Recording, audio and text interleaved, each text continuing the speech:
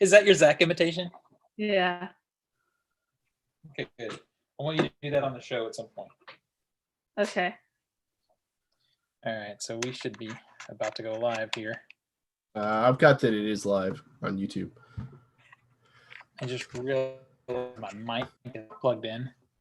You hear me? Yep. Yeah. Ew. All right, here we go. Let me hit record here, and we are rocking and rolling.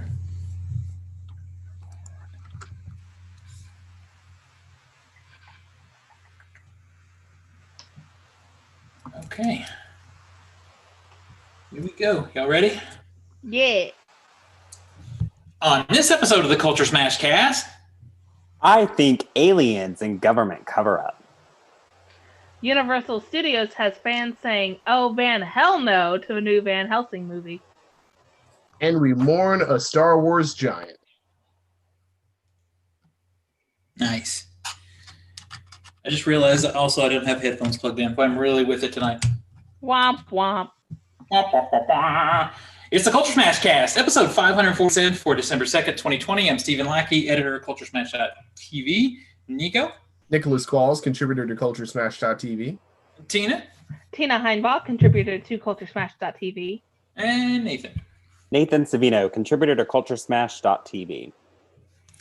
All right. How was everybody's Turkey Day? We took the Good. week off. Yeah. It was so good. We So much made too turkey. much food. Yeah. We had a little too much. We tried to be better about it, but we still had quite a bit. I think it was Yeah. perfect. We just finished the turkey yesterday. We took a break from it and then went back to it, but Ada converted it into something else. Yeah. I will say, so this year with it being COVID and us not having anybody over and it just being me and him, we decided to put as little effort into a burb as possible. Mm-hmm. Because why? Why? So we had a gift card from Honey Baked Ham that his work gave us like a couple years ago. Mm-hmm. Their turkey is very dry and very bland. Because their Like, ham is very delicious. yeah, their ham's fantastic. And I guess there's a reason they're not called Honey Baked Turkey or whatever, but Yeah. it's like because we got their turkey and their cornbread stuffing, and their cornbread stuffing was like flavorless. Like, when you can taste the celery, girl, put in some spices. That's a shame. Because I was going to say your meal looked delicious. I saw your picture. It looked really good. Like Everything that mashed Tina made. potatoes, yeah, everything that I made was fantastic. The mashed potatoes, the sweet potato casserole, the cream corn, everything that I personally made. Plus, it's been a while since I just had the canned cranberry sauce. Usually we do homemade. But we did a brie and cranberry crostini for an appetizer. Ooh, that sounds kind of good. That was real good. Ada and Matt made homemade rolls, and they were so good. Yeah. I mean, I know they kept saying they didn't have enough salt, but I mean, the butter made up for it. So it was really And that was awesome. That was awesome for me because they made it from one of my grandma's old cookbooks. Nice. Which is kind of cool. Yeah. The rolls were the highlight for me, I guess, because I've been carb deprived. But it was really good. Yeah, I'm trying to think of what was the highlight for me. I think the flan is always the highlight for me. I can't go wrong with the flan. And it's not even a Thanksgiving thing, but man, it was like a perfect All flan right, this year. Nico, make a note. We're going over to Steven and Ada's for Thanksgiving next year. Okay, so noted. I mean, Steven, you only get flan on special holidays. It's true. I get flan at Thanksgiving and at Christmas. But you know what? It's a good thing because of the flan that she made. I literally ate 80% of it. Of course you did. Literally. Of course you did. Tell her next year to make 2. Exactly. Yeah. So Hector cut a piece of it the other day, and he was like, "I left the knife over there if you want to cut." And I looked at the box. I'm like, just give me that box. And I just ate like an animal right out of the damn box. Anything else interesting going on with That's you? how we did. No, not really. No. Done a lot of It's TV very, binging. very chill over here. As you see, I've started wrapping all the presents. that I have. I haven't done anything like that yet. I'm dreading that part. I'm terrible at wrapping. Nico went to McKay's today to do some Christmas shopping for me. And he was like, "Dear God, your Amazon wish list for books alone is terrifying." You know, you're a girl of tastes. Many of them. That's one way to put it. So I got my injection this week for the how'd that go? For the COVID trial. It went good. I don't like needles, so that part kind of sucked. How sore was your arm? No, not really. No, it wasn't really sore at all. I puffed up a little bit, but yeah, we're just gonna have to wait and see. They took a bunch of blood. That actually hurt worse because they took a lot. Yeah. Yeah. No superpowers yet? I'm waiting on that's what I keep saying is I'm waiting on my superpower. I'm just hoping it's not growing a tail. That would suck. The funny thing is, your superpower was supposed to be like X-ray vision and like sight beyond sight, like Legolas eyes, and really you just like you don't have to wear glasses anymore. And you're just like, yeah, I was gonna say watch. It would be like supervision, but then it just balances out because of my lack of vision, and it's just like normal vision. You're like, I am now 2020. I would say that would be acceptable. Yeah. I was gonna say, yeah, and it's much better than its tail still. Yeah. I have fear of having like the Nightcrawler tail. But yeah, it went really good. And they were really cool. And I can't recommend it enough to people if you want to get out and tell them about the gadgets you got. Hang on. Don't go away. Hang on 2 seconds. I'm gonna switch to a faster internet and see if it helps with this roboting that I'm hearing. Let me just switch this real quick. I know ours is weird right now. There we go. Yeah, I don't know if it's ours or if it's Steven because I haven't noticed Nathan having a problem. Hello? Yeah? Did I lose everybody? No. No, I can still hear you. You're frozen. Ooh. Hello. Oh, there we go. Yeah, so something's going on with Zoom tonight. It's freezing up just a little bit. Like it was freezing before you guys even came in. Wow. You're frozen now. Yeah. Hello? Yeah, I'm supposed to take my blood oxygen every twice a week, and like I have to submit that through an app they gave me. So Stephen, we just came in of oxygen twice a week because you froze. Oh yeah, see, there's something weird happening with Zoom tonight actually, because I checked the internet speeds and my internet speeds are great. Are you guys there? Yeah. Oh, okay. Yeah, so it's just a blood oxygen meter. I have to check it twice a week. That's pretty cool. They gave me that. And a weird thing, they gave me this disc that's like this big around, and I have to put it here and measure the injection point. Wait, why do you have to do that? If it swells, and I can tell them how big the injection point is. Oh. Yeah. And then they gave me a home COVID test too. I don't actually, like, it doesn't give me a result. I just do my own swab and drop it by Vanderbilt, and they check it. That's neat. I meant to ask you this the other day, but did they give you access to more swabs? Like if you have to turn one in, do they give you another one?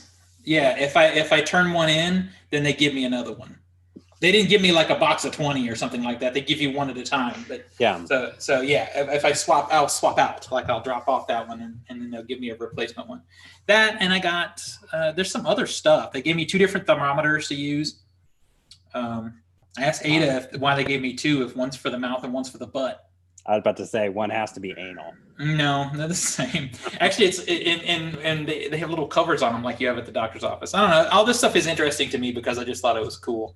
Yeah, one's definitely anal. He sticks it in the butt and the cover gets stuck in his booty hole. Right? I mean, that's better than a gerbil. But then I fart and shoot the cover out across the room like a blowgun. Oh God. Or there's like a little hole in the cover, so it just makes like the whoopee cushion noise every time you try and fart. Could just walk around like a farting kazoo. That'd be great. But yeah, that's about it. I've been watching a lot of stuff too, but we'll get to that during the TV section. Nathan has an opening story that's out of our norm, but it's kind of been a fun thing to follow. It's been a good distraction. So let's get into it. So if you've been following your social media the last few weeks, you probably noticed a story about a strange monolith object out in Utah. So was it aliens? I don't know, but it was removed mysteriously this past week. Actually, human beings were responsible for removing the 10-foot metal object, which garnered international attention after it was discovered on November 18th, embedded in Utah's remote Red Rock country. It vanished without a trace over the weekend, but actually what ended up happening was tourists caught 4 gentlemen removing it from its place. They took it away for reasons, said one of the tourists. Technically, it's a litter. Public lands are to be respected, and this was out of place in a pristine and sensitive environment. Being turned into a tourist destination, too much traffic was changing the landscape for the land, so it had to be removed. The government went on to say that the 4 gentlemen were not associated with them, and they took it on themselves to remove the object. I don't believe that. So looking into it a little bit further, just because it's fascinating, is the 4 people that removed it are locals, closest to locals that you can be in that kind of remote space. So they say. So they say, yeah, is right. It's a 10-foot tall thing. I mean, it really is like the monolith from 2001. Well, you know what's also funny? A second monolith popped up in Romania this last week. And USA Today had reached out to the Romanian officials for comment. Nothing has been discussed yet, but it looks exactly the same. I think this is, I know Nathan really wants it to be aliens, but I think this is a really interesting art project that's probably happening across Zoom or something, you know? But it's so interesting to follow it. The thing is 10 feet tall. Well, the original one, I think the original one was like discovered to probably have been there for a couple of years at this point. It's just no one noticed it until now. Well, so they say. Okay, fair. Yeah, everything is so they say. This reminds me of a book that I read last year called An Absolutely Remarkable Thing, where these like robot statues appear all over the world suddenly. And it turns out to be an alien race. You know, I wish I could remember. I read a book a few years ago that's similar to that, except it was giant, like rock pillars that appeared, and then the pillars turned into giant monsters. Speculation was for a while that the one that's here was actually some remains of a shoot for the Westworld TV series, which some scenes were shot not far from there. But I don't remember a monolith in that show. Maybe there was one, but I don't remember it. I have theories. I think it has to do with time travel. And I feel like it was broken down for parts because people don't want to discover time travel. And there is things on YouTube where time travelers say in 2048 or something like that, it will be revealed to the public that time travel is real, but they're just not ready. Wait. So they say time travelers say this. Yes. Yes. And I fully believe this. And I know the government is covering up something. And if you are watching this video, you question the government. There is an Operation Pegasus that is on the books as a time traveling experiment run by the government, and there are like people who say that they have been involved with Project Pegasus. In fact, Captain Marvel even uses it as inspiration in the Captain Marvel movie. So there's credibility. Dun, dun, dun. What she said. I'm just saying too. No, but seriously, if it's not aliens, it has to do with the technology that we have discovered, and that's not ready to be released to the general population yet, and we are going to experience it. Well, we just got an advanced reader's copy. Exactly. So what I think is interesting is it was broken up to be moved, but no one talked about what, like, is it hollow on the inside? No, it was parts. It actually, in the article, it discussed this a little bit. It was like little parts, and it broke up in all these pieces, but you could wheelbarrow it out. That's why I think it's a time travel machine. And yeah. Well, I guess we'll see. But it remains something to watch because now there's one, in Romania or whatever. Now we need a camera set up so we can watch them take that one apart. What I really hope is that one reappears in that same spot. I think that would be great. Turns out if you get close to it, all of a sudden you start hearing da da da. Well, my thing is, I wanted them to sprinkle water and wind and earth and fire on it, and then contact Fifth Element. Big bada boom. Yeah, has anybody checked on Mila Jovovich anytime lately? Right? That's true. And Bruce Willis. She's still fighting zombies. All right, here's the box office from last weekend. National Lampoon's Christmas Vacation is at number 10, $170,000, made $220,000 so far. Oh, if times were different, I would love to go see this in the theater. Number 9 is The Santa Claus. It made $170,000 also. It's made $706 so far. Number 8 is Tenet, made another $300,000. It made $57 million so far. Number 7 is Elf. That one made $320,000. It's made $783 million so far. Number 6 is Honest Thief. It made $350,000 so far. It's made $13.5 million altogether. Number 5 is Come Play. Come Play may be the only thing in this list I really am interested in seeing right now that I haven't seen before. It made $373,000. It's made $8.6 million so far.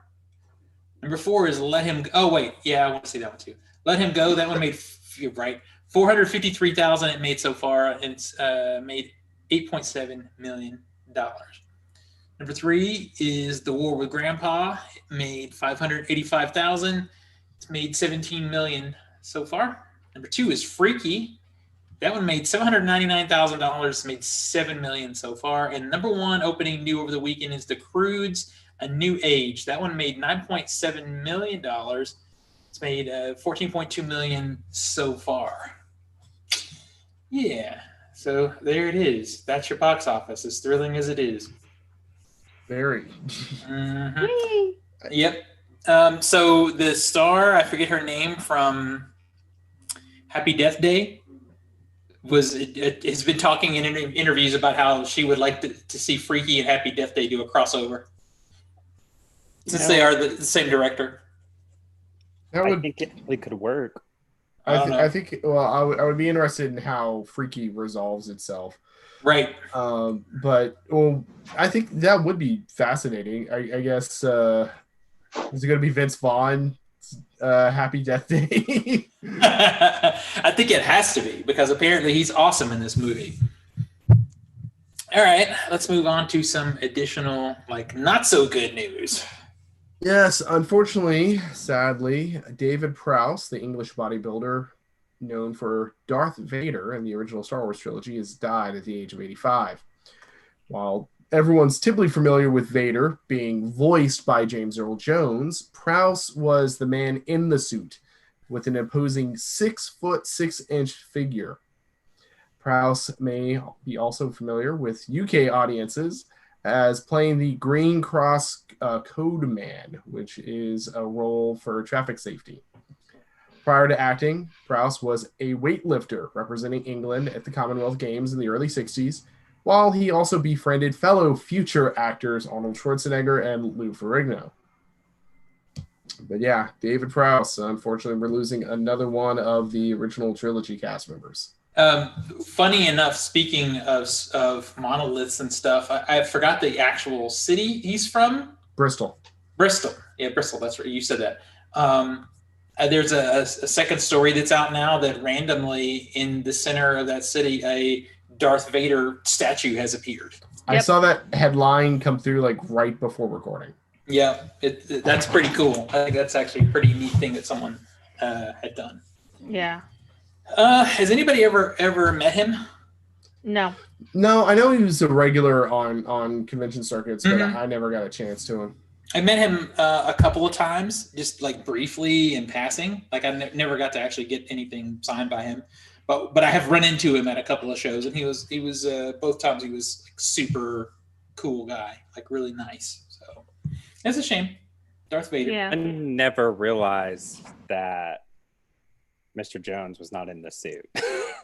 I just figured he was like on stilts. Oh, you didn't think Oh, wow. you thought it was the same? What? Yes, I did. I hate to admit that, but I'm not so well versed in that. I just like naturally assumed, oh, okay, he was in. Nope. So you So know what he's pretty much always been a chubby dude, right? You know. I know, but like, I mean, if you wanted My to see main an early James question- Earl Jones, go watch Doctor Strangelove because he's in Yeah. that. Yeah, he is. My in that. main question for Nathan is at the end of the trilogy when, you know, Darth Vader has his helmet off, did you think that was just really good makeup? I mean, just never thought about it. I always just associated. Wasn't the mask person? Wasn't the mask off somebody else? I don't think it was Prowse, was it? I don't think it was either. No. Yeah, but No. still, it definitely still. wasn't Jones. I just It's still a bald white dude. I mean, it was television movies. I just that like okay, but Well, one of the neat things is that that's how they were able to get away with a couple of things, like in Empire when they did the filming of Luke, I am your father. Vader's not saying that, like the actor that's there, like Prowse, and on set. Those words are never uttered on set. Yeah, he had a all different ADR. line of some kind. I can't remember what it was. It's like Hamill knew, and the director knew, and Lucas knew, and that was it. That was it. Yep. And it's anybody who spoke German knew. right. Yeah. Anyway, it's sad. He was an older guy though, so I mean. Yeah, he was 85, so it's. But essentially, it's another loss to COVID, unfortunately. It really. Let's see. What do we have next? Let's move on to something a little more. Yeah. So Universal. Tina is so excited for this. Yeah. Universal is reportedly planning to continue its monster movie series Relaunch with a new Van Helsing movie set to be directed by Overlord's Julius Avery. I can't remember if that's one of Zach's boys or not, but we're going to say it is. I think he was hyped for the movie. He was hyped for the movie. He was hyped for Overlord. oh, that's my boy. That's my your boy. According to Deadline's sources, Universal is developing an original horror thriller set in the world of Van Helsing and inspired by the studio's legacy of monster horror films. James Wan will produce under his Atomic Monster production company. The report makes clear that Avery's film is set in the world of the vampire hunter rather than necessarily being a Van Helsing-fronted film. That world is, of course, adapted from Bram Stoker's Dracula novel, which Van Helsing leads a team in a campaign against Count Dracula. This film will follow The Invisible Man, Universal's most recent monster movie reboot, and the first of the studio's new direction for its monster portfolio following the abandonment of its interconnected Dark Universe plan. According to Deadline, the success of The Invisible Man means that the possibility of an R rating for this Van Helsing project is on the table. A script is apparently already written by Eric Pearson, who did Thor Ragnarok and Black Widow, and Avery is currently rewriting. So I have mixed feelings. We'll see how Black Widow is, but Thor Ragnarok was a bit of a hit or miss for me. I hated Thor Ragnarok. I hated it. Yeah. They went to. But Van Helsing was, of course, previously explored by Universal in the 2004 movie starring Hugh Jackman and directed by Stephen Sommers. And that movie is a film. Yeah. You need to watch that one again. I mean, I liked it. So, like, my only positive memory of that film isn't Kate Beckinsale in that movie. Yes. That's why I apologize for that movie, because I love me some Kate Beckinsale, especially in like It was gothy fun. underworld type outfits. I'm down. It was fun to watch in the way it's fun to watch like those collages or those collections of like people getting into wrecks on the highway. It's like, oh, this is bad. Tina, it was not that bad. I mean, the three vampire women, Dracula's hoes, were great. It was bad. Dracula's wenches. I can't. I feel Bride. like it was bad, but I can't remember, to be honest. So I should probably, like Nico said, I should probably watch it again to see. It's entertaining. I wonder if it's on HBO Max. I bet it is. We watched it with a group of people, like, I want to say 2-3 years ago, and we were just, I think we were at a con or something, and we were just like, oh, this is bad. So it's prime material for a remake. That I love to see remakes of bad movies. Yeah. You know, the fact that they're remaking the Resident Evil movies doesn't bother me in the slightest. I'm kind of hopeful that they'll do something. They're good. remaking them? Oh yeah, that franchise is getting rebooted. Yeah, and also it's like it's not like the Resident Evil movies are representative of the games. Exactly. So there's so a lot much of material content for them to work with. Yeah. So. I mean, as much as I like the first one, I do like the first one in that franchise a lot. But I understand the quality is not there. So remake it. You know, I like it. Like John Carpenter, probably, you know, in the scheme of things, did one of the greatest remakes that's ever been done, because he chose a movie that wasn't great to begin with. So maybe this one is a good one too. Steven Sommers is not exactly Oscar caliber directing talent, although I kind of have a soft spot for the original Tomb Raider, which was also him. I don't know. I feel like The Invisible Man is good. I like The Invisible Man a lot. It's good, but is it good enough to warrant an interconnected universe of whatevers? Is Monsters? it that good? Yeah, is it that good? I would like to see an interconnected world of monsters, and maybe if they do like an Invisible Man 2, like bump it up a couple notches, you know, make the risks a bit more high stake. Like give us something to like really get invested in. Yeah, I feel like without the lead actress, Invisible Man would not have been good.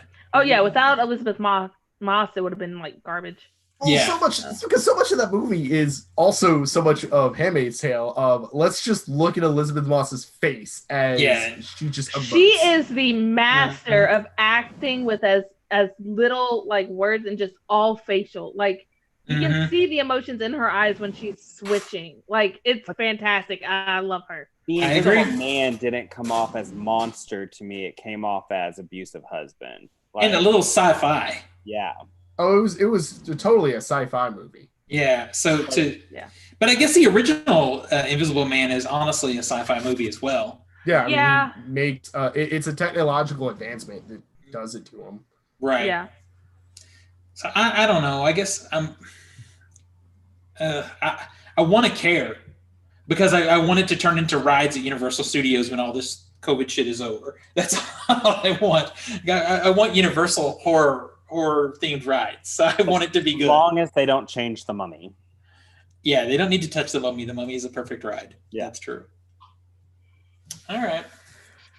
Poor Hugh Jackman. He used to be so cool. What happened? He still is. Is he? Yeah, I still call him. He started singing about bread or something. I don't know. I mean, he does his. I think he does like a one-man stage show. He did an HBO movie, I think, that I heard was decent, but I didn't watch it. Bad Educators or Education or something. And then, but I mean, otherwise, I mean, I still like. If I had to go on the constant workout regimen to be Wolverine for almost 2 decades, I would take a breather. Yeah, I would want to take some Fat Boy rolls. Yeah, it's like I want to eat potato chips. Damn it! You know the best comment in that regard that I can remember is Robert Downey Jr. doing Iron Man when they started doing the bottom half of the suit in CG. You know, it was always from here up was real and the bottom was CG. Mm-hmm. He was like, I can finally eat pasta. Yeah, which I think is pretty hilarious. All right, so what's everybody been looking at on TV? I have been going back to like a comfort guilty pleasure series. Mm-hmm. I started rewatching Sex and the City. Yeah. Okay. How you liking that, Nico? I'd never seen actually any Sex and the City, so it's definitely an interesting experience. Tina went in a weird backwards order because she's watched the first movie. I did the movie first, and I was like, you know what? I want to watch the series now because I was explaining to him her relationship with Big and why the whole beginning of that movie is like a huge, this is culminating like years and years, and he's like, huh? And I'm like, fuck it, we watching the series. There we go. Now you're watching Sex in the City, Nico. Yeah. I mean, it's a good series to watch. I mean, it really does. The writing and it's short. It's 30 minutes. Yeah, 30-minute episodes, and you get a clear, concise pattern. Yeah. So I'm not gonna lie. When it comes to Sex in the City, it is not my kind of show. But again, I kind of like Kim Cattrall. So I love her. Samantha's my favorite. So Samantha's always been my favorite. Specific episodes of that show, and there's an index on the internet, I have watched. And she's hot. I mean, it's not even necessarily her look. She's just like a sexy woman. She's just even got that when thing. She went lesbian, it was like, oh my gosh, yeah. What's wrong with that? Okay. Anything else? What else are you guys looking at? So Netflix, I started The Crown. I'm on season 4 now, which I'm purely convinced I'm going to become a British royal soon. HBO Max, The Undoing, Nicole Kidman and Hugh Grant. I want to see that one. Awesome story, awesome. 6 episodes, hour long each, really good. See, I hear good things about that, but it sounds more like married people drama to me. I don't know. Psychological drama. Yeah, I like Nicole Kidman, so maybe really good. And then the Flight Attendant, they premiered with 3 episodes. Ooh, I didn't know they premiered with 3. Yeah, 3 episodes. I think there's a new one either tonight or tomorrow. But it's really good. It's kind of funny. I mean, it's very dramatized as far as a flight attendant aspect. Well, see, that's what's really funny to me. Is when you started, you messaged me. You're like, "Oh, this is pretty good." It's and they're doing such a good job with how flight attendants are. They're doing all the right stuff. And then after the 3rd episode, you're like, "This is shit. This is not how we really are." Well, I mean, it is and it isn't. Like, I know flight attendants like the main actress who party like that, and they don't drink on the aircraft, but stuff like that. But the interaction between the flight crew. So you say. The interaction between the flight crews is dead on. Like, dead on. That's how we interact when you fly with the same people. Like, that whole dynamic is so dead on. Like, it's great. And even down to, like, how they're sitting in their jump seats and stuff like that. I'm like, oh my gosh, they really captured, like, their real flight attendants. But it's a great series. I'm interested. There is one series that I want to jump into soon called Queen's Gambit. Yeah. So we can talk briefly about that because Nathan's been after me to watch that for weeks. And I finally freed up some time the other day and I watched the whole thing in one day, like in one sitting. Damn. Yeah, it's 7 hours. Yeah, no, I've heard it's fantastic. And I've heard the book is fantastic. And of course, you know me, I got to read the book and watch the show. So. Mm-hmm. But I mean, I had things to do here in the house. I had laundry and stuff like that. So I just kind of let it keep going while I was doing stuff. And it's real good. I mean, it's another show kind of like we were talking about Invisible Man. It's because the lead actress is really good. She's an actress that I have liked for a while. I liked her in Split. I thought she made more out of her role in Split than there actually was.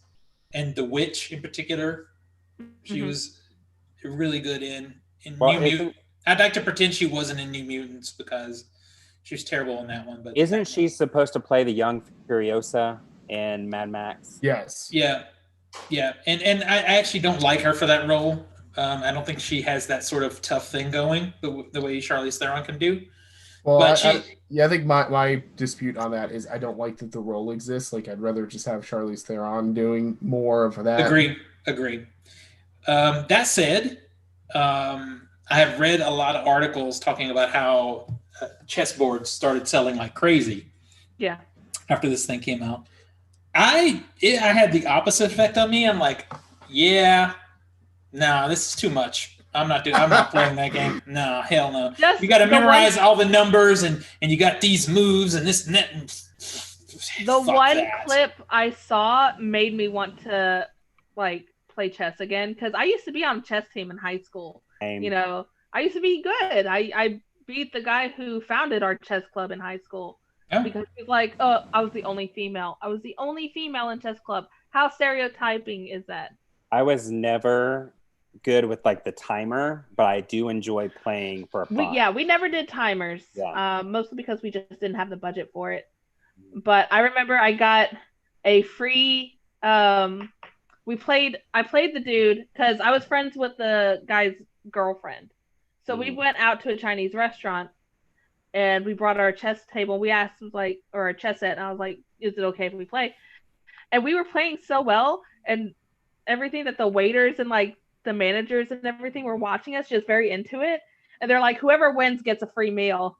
And I won because I'm a fatty and I wanted a free meal. So. So the thing I will say about it is not stereotypical in its characterizations, which made me really happy. It has more to say in its characterizations than normally you would see. Mm-hmm. Something very odd about it, and I'll be curious when you guys watch it, Nico, especially if you watch it too, because I know you're not like to the level of ridiculousness that is Zach, but you, like me, you will notice this kind of stuff, is the first 2/3 of that series is shot beautifully.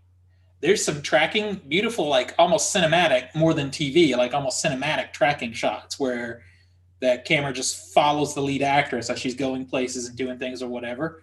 And for some reason, at least last quarter of the series, they went CGI on the tracking shots. And weird. It started looking like dog shit. I'm like, what happened? Because this movie was gorgeous. You know, I don't know if it was a thing of being rushed or maybe they were still in production during pandemic and they had to do stuff different. I don't know. But the visual changed. It changes in the last few, handful of episodes. Outside of that, though, it's definitely worth a watch. It's deserving of the hype. It's actually really, really, really good. So I have to agree. And that's the biggest thing that I have like binge watched recently. Well, that and this thing right here, I traded for this on. Oh, I saw that you were watching Battlestar Galactica. Yeah, I traded for this killer, like beautiful Battlestar Galactica set on Mercari, and I just started watching it. And it's funny because anytime you watch a sci-fi series that's almost 20 years old, you're like, oh God, is the CG going to hold up? Is the look of it going to hold up? And a lot of it doesn't. But it doesn't matter because the show is just so damn good. The acting is solid. Edward James Olmos is awesome. So now it's 2 or 3 episodes every night at bedtime. Like I'll go to bed early just so I can look at some episodes of it. That's how I am when I have a really good book. It's funny though. Like when I move from room to room, if I'm in here, I watch the Blu-rays. But when I do go to bed, I go upstairs. I pick up wherever I left off on Peacock because you can stream the show on Peacock right now. So yeah, those are the two like big things that I've been watching. Other than movies, we'll get to some movies that I've had to force myself to watch in the physical media section. Yeah, you'll see, you'll see. All right, so who's got Nathan? I think you have the first story in TV. I do. Known for Juno, Inception, part of the X-Men franchise, and as new, recent, and popular, the Netflix series The Umbrella Academy, Academy Award-nominated actor Elliot Page has announced on his social media account that he is transgender. Elliot Page shared that he identifies as trans and uses he, they pronouns. He went on to say, I feel overwhelming gratitude for the incredible people who have supported me along this journey. I can't begin to express how remarkable it feels to finally love who I am enough to pursue my authentic self. Page added, I also ask for patience. My joy is real, but it is also fragile. The truth is, despite feeling profoundly happy right now and knowing how much privilege I carry, I'm also scared. He further brought attention to violence against transgender people. The statistics are staggering. The discrimination towards trans people is insidious and cruel, resulting in horrific consequences. In 2020 alone, it has been reported that at least 40 transgender people have been murdered, the majority of which were Black and Latin trans women. Enough is enough. You aren't being canceled. You are hurting people. I am one of those people. We won't be silent in the face of your attacks.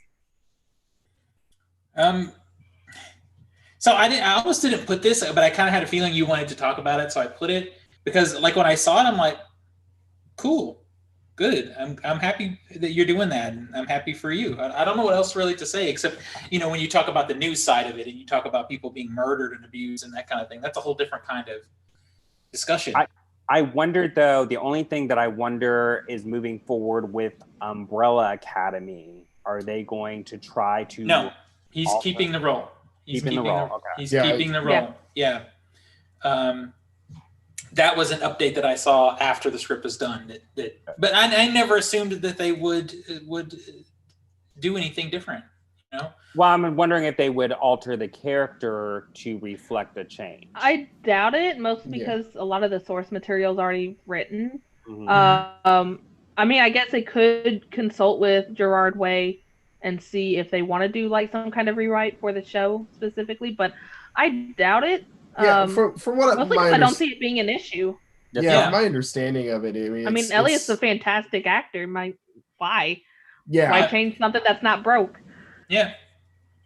I'm really happy for people when you can actually feel comfortable and be your authentic self. And the amount of courage it took for him to come out and really open himself up, because if you watch his career, it's been a constant evolve of self. It's been a constant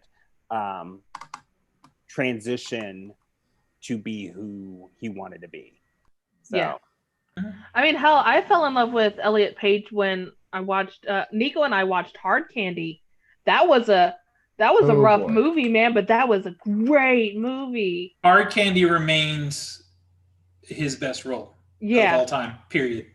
And that movie is incredible. It, like you said, is very hard to watch, but that is 100% the best one yet. Yeah. Because wow, it's something, that movie. I was never a fan of Juno. In fact, I kind of hate that movie. It got overhyped for me and overplayed, much like in the way of Napoleon Dynamite. Yep, that's a really good comparison, actually. Although Napoleon Dynamite, I have more of a bone to pick because my name's Tina. I don't know. It's around the time that Nick and Nora's Infinite Playlist, and it was a stylized type movie, so it's definitely in that same style. Yeah, I mean, the thing that bothered me about it is kind of, as much as I enjoy Kevin Smith in his fandom, it kind of reminded me of early Kevin Smith, where it was like more about how you say something than what you're actually saying. It's how cool can I say this? How is it that every freaking line coming out of your mouth is cute and clever? I just disconnect. Felt very scripted and thought out, and it's like real people would not have the time or coherent, especially in these situations, wouldn't have the coherent, brain capabilities to come up with that on the fly. Exactly. At least not without some kind of mistake happening. Yeah, and that's what turned me off to it. Although J.K. Simmons is in that movie, so points. Yeah. Because he makes everything better. I will say, it did give me the inspiration whenever Nico and I start having kids to scream out Thundercats ho when my water breaks. Oh my Lord. That is hilarious. All right, who's up next? Me. It's you. It's Mario. So Netflix is testing out a programmed linear content channel similar to what you get with standard cable TV. So streaming company will still be streaming said channel. It'll be accessed via Netflix's browser-based website, and it will be initially available in France only, having rolled out to select areas on November 5th, with plans to expand to more of France through December. The channel is called Netflix Direct and is exclusively available to subscribers of the regular Netflix streaming service. It will show TV shows and movies from France, the US, and other regions selected from Netflix's existing content library. The reasoning behind the launch in France, in particular, according to the streaming giant, is that a lot of viewers in the country tend to like watching programming without having to select what it is specifically they're going to watch next. Netflix previously launched a test of a tool that provided that, and it was like a shuffle button that would play stuff it thinks you'd like at random from its recommendation trove. that was individual per users, however. So while the new Netflix direct approach is like a fixed slate of programming, that's the same for everyone across the board, much in the style of traditional TV. This is fascinating to me. Like this, It's weird. We went from cable TV to streaming, and now streaming back to cable TV is evolving to cable TV. And I'm like, and it's so funny is I've said this from the beginning, and I think they eventually started to come out and even say it too, is Netflix has never wanted to be a content provider. They wanted to be a network. They wanted to be a content creator. Yeah. They wanted to be like an HBO. But what's hilarious is they started in France in this particular area because that part in their subscriber base, by some data, shows that they are the most invested in traditional TV still. So how do you think it will be after this thing rolls out further that there will be a free version of Netflix, ad supported, that's like this? I mean, It just feels like it's just stepping back, and I'm okay with it because honestly, it feels like we're going in a circle. Mm-hmm. And a lot of us have been saying that was going to happen from the beginning, but it doesn't bother me because I still enjoy, as much as I binge stuff, and I binge stuff. I still enjoy appointment TV. I wonder if sometimes that's why I still freaking watch The Walking Dead, because it's still appointment TV. It's not even that it's that good. I just know it's a Sunday night thing for me to do. That actually, I like having options. I like having choices. But that actually reminds me of one thing we did watch that we didn't bring up, which I think it is noteworthy just because it's the first time we've had regular television in years. Right. Is we watched the Macy's Day Parade. See, the Macy's Thanksgiving Day Parade, which was terrible. I heard it was awful. For completely valid reasons. The only part that I enjoyed was Dolly Parton, and she wasn't even in the Macy's. Like, she was here. Yeah, she was in Nashville. They just streamed it. That's so bizarre. She sang in front of a Cracker Barrel background. She looked amazing. It was hilarious. But great. We texted our friend Virginia, who works for Cracker Barrel. We're like, "Thank you for bringing us Dolly Parton moment." That's hysterical. Yeah, for everyone who doesn't know, Cracker Barrel corporate office headquarters are like 30 miles outside of Nashville. But yeah, this is that kind of appointment viewing that you don't necessarily get in a streaming option, and there is an allure to that. We did the same thing with the debates when the presidential debates were on. That was appointment viewing. It really was. Yeah. That's weird that you bring that up, because not to get political, because we don't do politics really, but as happy as I am that things are like winding down politically, and things are going well, part of me did kind of get sucked into the energy of watching it and participating in it and that kind of thing, and now it's gone. Well, I mean, I still catch I did love the live streaming, like the live, what is it, the live tweeting of the political debates, because that's how I kept up with most. I could not sit through it without wanting to punch the TV. Oh, I know. I drank. Like, screw it, I'll just get updates. I drank. But then we started seeing, like, here's this fly on Mike Pence's head. And I'm like, okay, now I gotta watch. And to see that live was something real special. That was something real special. And I would say, what were you going to say, Nathan? Go ahead. Because of the, I guess, anticipation for everything that was going on politically, I now catch myself going back to more cable television stuff. Like, I catch myself going more invested into the news, or like world news. Like, I really got into world news. Yeah, we know why you're into world news. I mean, it's like on a platter. Nice. He thinks someone is attractive on world David news. Muir. Oh God, he's so hot. But somebody goes to the point that there is still an attraction there for live content, for content that is being played for you, appointment viewing, that you can just turn it on, as opposed to having to make a mental choice of what you're going to watch. Because even then, sometimes you just want to have it playing. Like, I I don't. That's wanna why have to Food pick. Network exists. Yes. Because you can put it on and people are going to be cooking some good looking stuff and you can enjoy it in the back of your mind while you're doing other things and it's cool. You don't got to like search around for 30 minutes to find a great bake off, and make sure you you're not watching a repeat and then start it. You can just flip over to 231. Much as I love to binge things, I'm also learning, like with HBO, when they release like Lovecraft Country, waiting till every Sunday for it to come out, being able to process episodes deeper as you wait for the next episode. I've started to get back into doing that. And it makes it a meal that you savor and you don't just suck it down and move on from it like McDonald's. And you're seeing that with like Handmaid's Tale too. I loved binging the full season, but now it's like I have this awesome anticipation to go. Heck, we had to take like 3 months off to let one episode settle.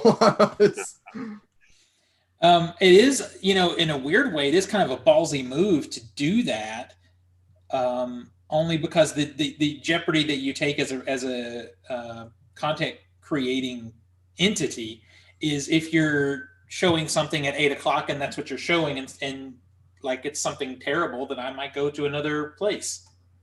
So in the world of in the world of TV, that was part of the battle. But now in the world of streaming and binging, it's a scary thing to lose those eyes, because that's what Netflix is all about. Even more so than the others, more than Amazon or Hulu even. They're all about trying to keep your eyes on their network all the time. So Netflix needs to do better because they're canceling all this good stuff. That's like, I want more. And just because you like it for 2 seasons doesn't mean that majority wants it gone. That's why I don't watch series on Netflix anymore. Because I don't, I waited until you told me that this, Queen's Gambit was an all-encompassing miniseries. Okay, fine, I'll watch that because it can end and I don't got to worry about it. Because they cancel things. If it's not Stranger Things, they're canceling the shit out of things. I have this strange feeling that because Queen's Gambit did so well, they're going to attempt a second type season. But I'm like, they should just stop where it is. Nothing has been announced in that way. I hope that they don't. Because it's nice, concise story the way it is. Yeah. It'll be interesting to see if Netflix brings Netflix Direct over here, though. One thing they could do is the fact that they've priced so many people out. They could do a version of it for $4.95 a month or something, and you would just get Netflix Direct. That could be interesting. And then they would only program their original content, which would be fine. Because I don't go to Netflix for movies either, not really. But I'm different that way, I know, because I own my shit. But anyway, it's fascinating. It's like it's like you said, we're going in a circle. We're rolling right back to where we were. Yeah. It'll be cool to see what happens. I go to Netflix for crappy movies that I don't want to buy. I go to Netflix for the horror movies and maybe some things that I want to binge, like The Crown. But other than that, HBO Max has been one of the best. HBO Max is the jam. They're good. And like they just uploaded brought up some movies like Gladiator. They put Gladiator on there, and I started watching that the other day. And I'm like, man, there are some good movies that I've forgotten about. Well, and I didn't put it in the rundown because I don't believe it is a full story. Well, also it may be a full story, but I didn't put it in the rundown because I figured Zach would go on it too much. But since he's not here, he's buying his car. The gist of it is that Wonder Woman 1984, when it airs on Christmas Day, is going to be their first streamed 4K UHD film. So you'll be able to watch it in Dolby Atmos. So I'll be able to hear it through all the speakers here and have the 4K stream and all that stuff. I'm still worried that they're releasing Christmas at Stevens. Exactly.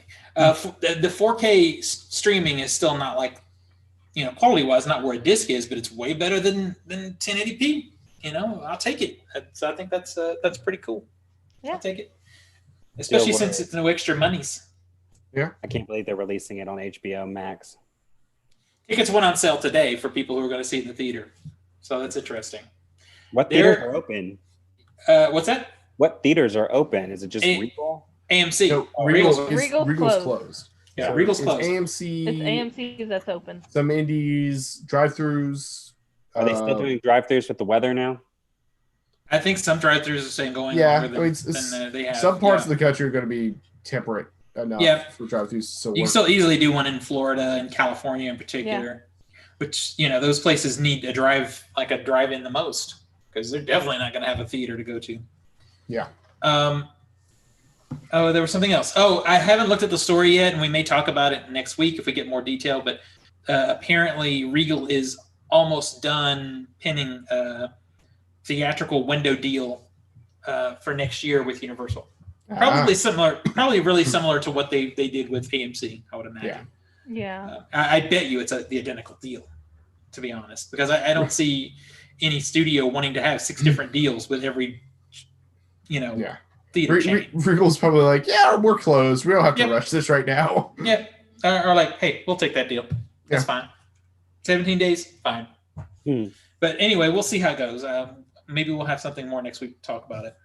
Yeah. This week, y'all, and I get It's a big Southern week. This week, and this was a huge physical media week. Did anybody do anything for Black Friday, by the way? Nico and I went out. It was surprising because we went out to Nashville West, and it was like a slow day shopping. Like we went to Best Buy. Yeah, it was fantastic. We went to Best Buy. We went to Target. He made the mistake of taking me to Books A Million.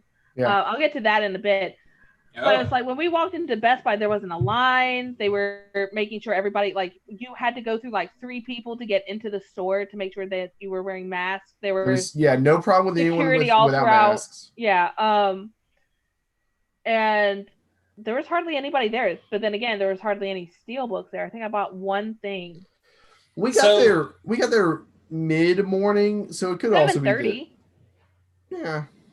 So I have information on that, but I did, I was concerned because I had no intention of going out on Black Friday, but I was concerned. We tripled up our mass. Like we did 3 times. It's totally doable. It's totally doable. Everything. Yeah. If you're masked up, you can do it.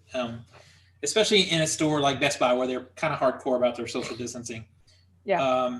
But what ended up for me is I was following the ads and I just wasn't seeing deals.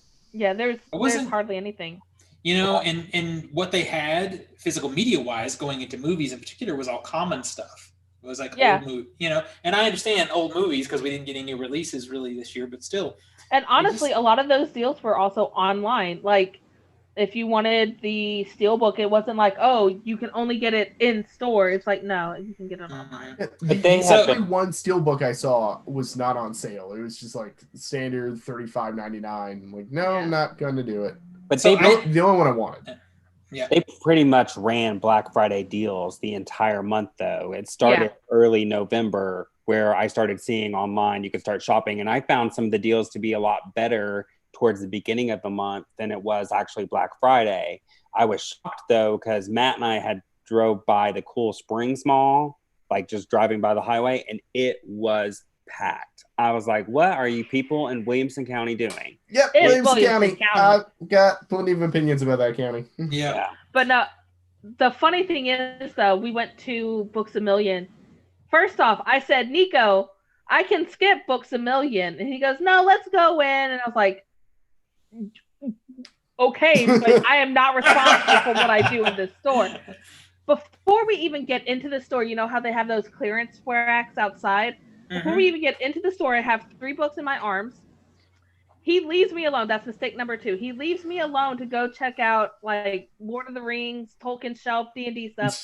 He comes back. I have 6 more books in my arms, to which he turns to me and goes, Tina, no. And I'm like, you.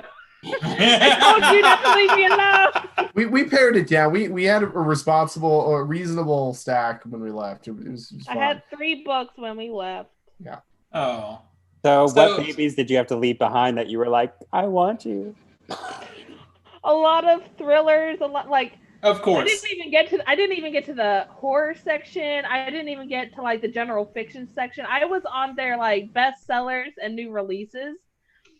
I didn't even get to their bargain section that's inside the store. Like He had to drag me out because he realized his mistake. I was like, no.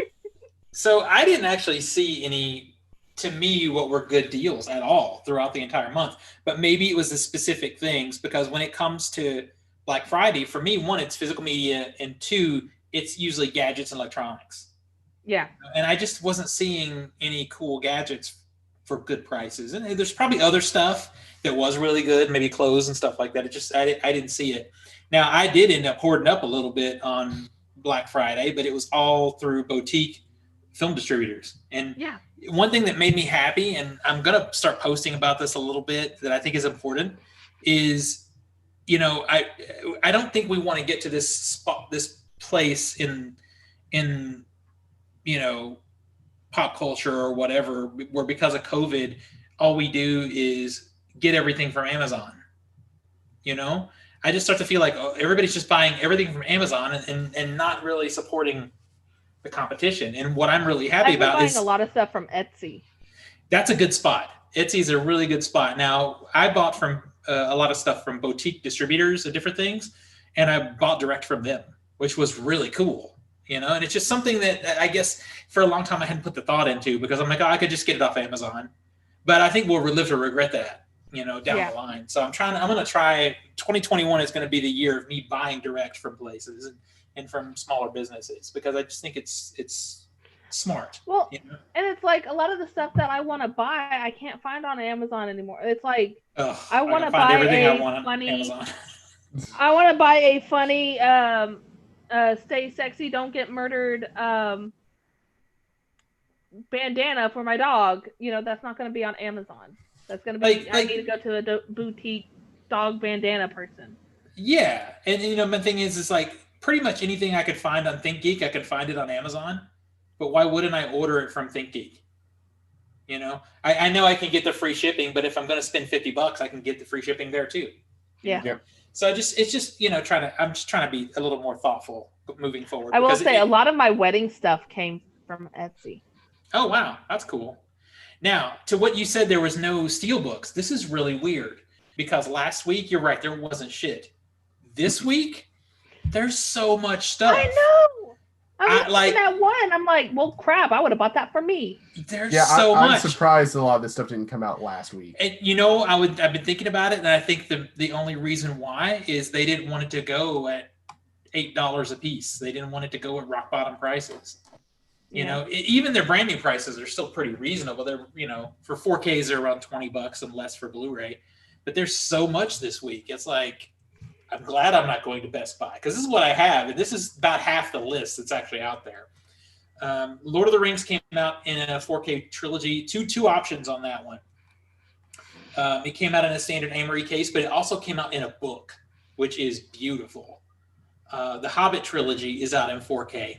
So remember I mentioned a minute ago I've been watching some terrible stuff. Here we go. I had to watch. I watched my streaming copy because Popeye. That too. Yeah, I posted my review today. I think I want to do a giveaway for this one, because I don't know. They sent me 2 copies. But yeah, this is the Robin Williams movie from 1980, a musical. The best thing about this movie is the casting. It's pretty terrible. Have you guys seen it? Yeah. Not in at least 20 years. I forgot that I saw it until you said it. They used to play it on TNT when I was a kid. Yeah. Okay, so that's out. Blade 4K is out, and that is in a steelbook. And my understanding is it is a beautiful 4K presentation, actually. Crash, a Criterion edition, is out. Beverly Hills Cop is out in 4K. This one made me so mad because they put a 4K digital version out last year and only the Blu-ray. Now we're getting a physical copy. Coming to America is out in a regular 4K and a steelbook. Trading Places is out in a 4K. The Golden Child also out is a Paramount Presents with those cool flip covers and all that business. The Rental, that was out this summer in drive-ins. I almost went to see it. It's a horror movie. Is that the one with not Harrison Ford? It's kind of an indie movie, but I hear it's pretty good. Top Gun is reissued. The Top Gun 4K came out last year, but now it's out in a steelbook. Chernobyl is out in a 4K steelbook. This is the TV series. I want it. Yeah, I want it too. It's a beautiful steelbook. It came out this week. And Leon, the Professional, came out in a 4K steelbook, which, if you haven't seen The Professional, is so good. My only thing is, I hope that this version of The Professional, it gives you a branching choice, because I tend to prefer the theatrical version of The Professional over the director's cut, because the director's cut makes me feel like very uncomfortable. Hold on. Yeah. I'm looking at the Chernobyl steelbook. Oh my god! Right? Look at it. I want it. It looks good. Yeah, it's cool looking. I'll probably get out and pick this one up, or else just order. I really want that Lord of the Rings. Yeah, I Buy it for me for Christmas. I saw that. Oh, you saw the Lord of the Rings book? Well, I saw the Lord of the Rings book too. I really want that one. Oh, sorry, I bumped the desk, so the mic probably came through the mic. Yeah, I really want the Lord of the Rings one, and I read a review from Collider about the Hobbit one, where the 4K restoration of the Hobbit makes it look decent. Like it fixes a lot of the HDR frame rate issues. Yeah, I was gonna say maybe it balances out that frame rate issue, because it looked garbage in the theater. I hated it. I mean, that won't fix any of the story content that I have with those movies, but I want to try that version of the movie. Yeah, I mean, the completist in me will probably eventually have the set anyway for the bonus features, because they did good bonus features for all of them, and just for that. But yeah. All right, so there are at least this many more. Like I'm telling you guys, there's so much out this week. Let's go to the funny books, though. All right, before we get to books that are coming out this week, quick update from Bleeding Cool about some Marvel cancellations in case you were looking forward to some upcoming books. Most likely probably due to COVID reasons. If you're fans of the upcoming Morbius movie starring Jared Leto, sorry. Peace out. And also that book's canceled. Valkyrie Jane Foster is going to be canned. Ironheart is going to be canned. And the Star Wars Rise of Skywalker adaptation is also on the chopping block as well. So I feel like these were probably, it's kind of like JCPenney's going out of business. It was going to happen. It just happened a hell of a lot sooner because of COVID. Well, these I expected Morbius to stick around for the movie, but all the stuff with movie, whenever that's actually going to be released, is probably why that book is also going to be canned. And they could just do a new one later. I blame Jared Leto. Valkyrie, that too. Valkyrie Jane Foster is getting a spin-off series anyway, tying into the new King in Black event for Marvel. Ironheart, I don't know if that was ever a particularly strong seller anyway. The one I'm intrigued about is the Rise of Skywalker adaptation, just because I was curious what would be different in the adaptation. Like, do you think they changed that much? I don't know, but there's always usually when comics and novels are adapted in some way, there's slight differences in some form. Maybe they'll expand content in some areas to make up for holes or something. Yeah, maybe. I would, especially with the reaction that Rise of Skywalker got from the fan base and from audiences in general, and this would be coming out it would have been about a year after the movie was released, so a lot of it would have been produced after the fact. I would be curious to see if there was any differences. Well, I mean, do you think they'll put out what they've done already in a graphic novel? It depends on how far they got. Yeah. That's a shame. So what can we get this week that's actually good, that's not getting canceled? This week, Marvel is starting their King in Black miniseries, number 1 of 5, written by Donny Cates, art by Ryan Stegman. If you've been fans of that team's work over on Venom, they've been working on that for 2 years. This is them branching out into a Venom-centric event that involves a lot of the Marvel mainstays. So you're going to have a lot of tie-ins across different Marvel books. If you want more stuff, here we go. Yeah, if you want some more stuff over on DC side of things, Tom King is going back over to Batman with Batman Catwoman #1. Tom King was the writer who almost married Batman and Catwoman about a year ago. This is going to be an out of canon. It's in DC's Black Label series. It kind of starts off with in the future after they've been together, and Bruce is, I believe, is dead, or as far as we know. And it brings in the Phantasm, or not the Mask, the Phantasm from Mask of the Phantasm from the animated movie. There's also Justice League Endless Winter. So if you're feeling the colder weather, there you go. And if you're not looking for anything over with tights and capes, you can go over to Boom Studios with Buffy the Vampire Slayer issue 20. I can't believe Buffy is still going. Yeah, and because when Boom took over the license, they restarted it. And unlike when Dark Horse did it, and it was Buffy season 8 and onward, so it was after the show. Boom is just starting fresh. So it's like we're Buffy in high school, but it's Buffy in high school in 2020. And so they're not like owning any of the original canon from the TV series.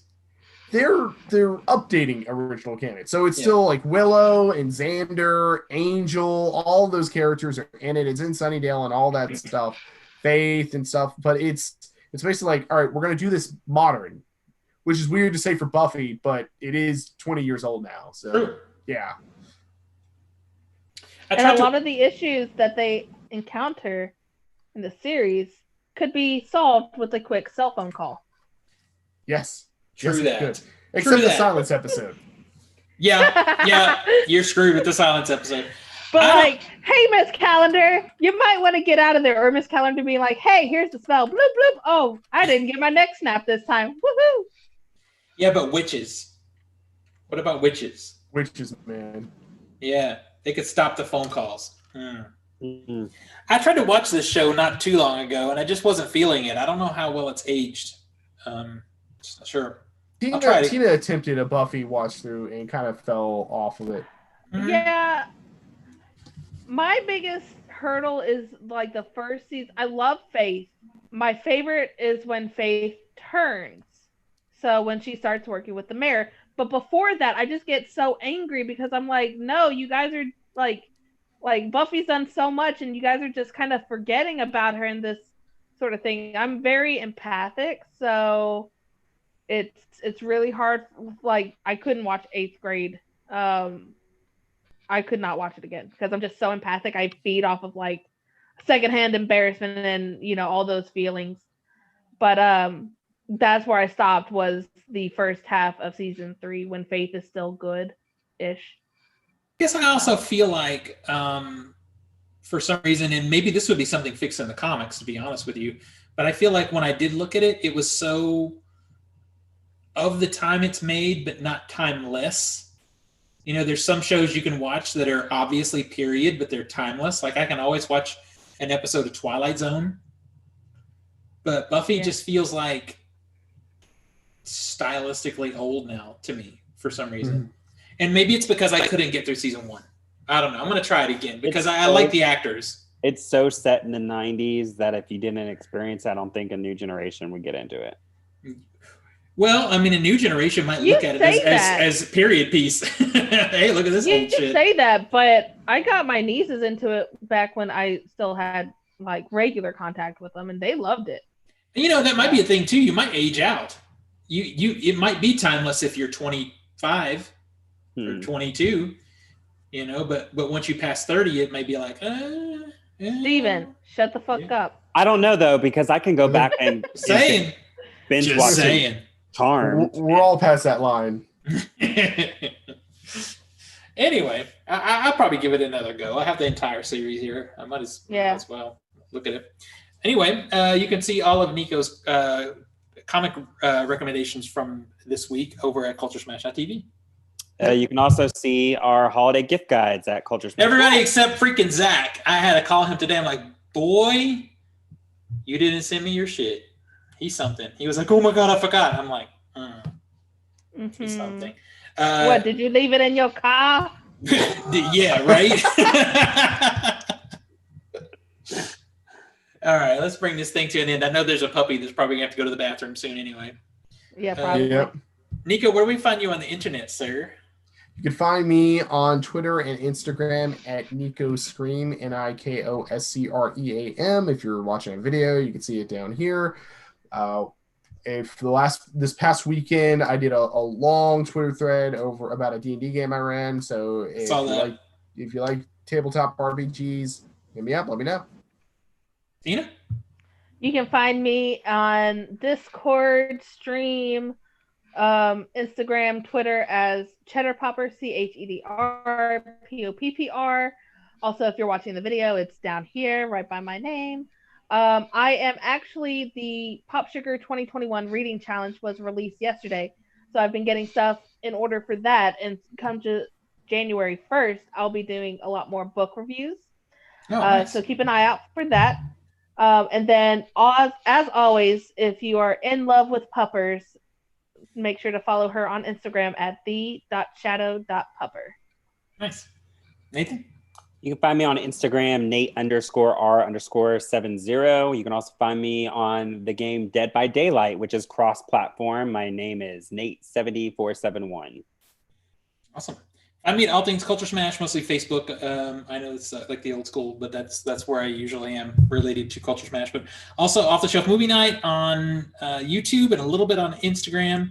I did 2 recent videos that are causing some discussion. One being the most, I think it's six most disturbing films in my collection.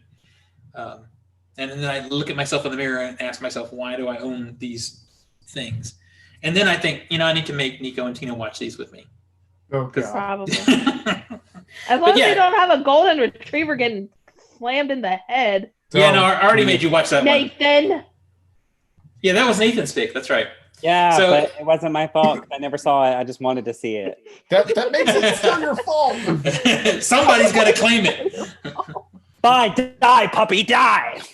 All right, that'll bring us to a close. I guess we'll see everybody next week. Bye, everybody. Bye. Ooh. Oh, shit. Well, shit. Still recording. All right.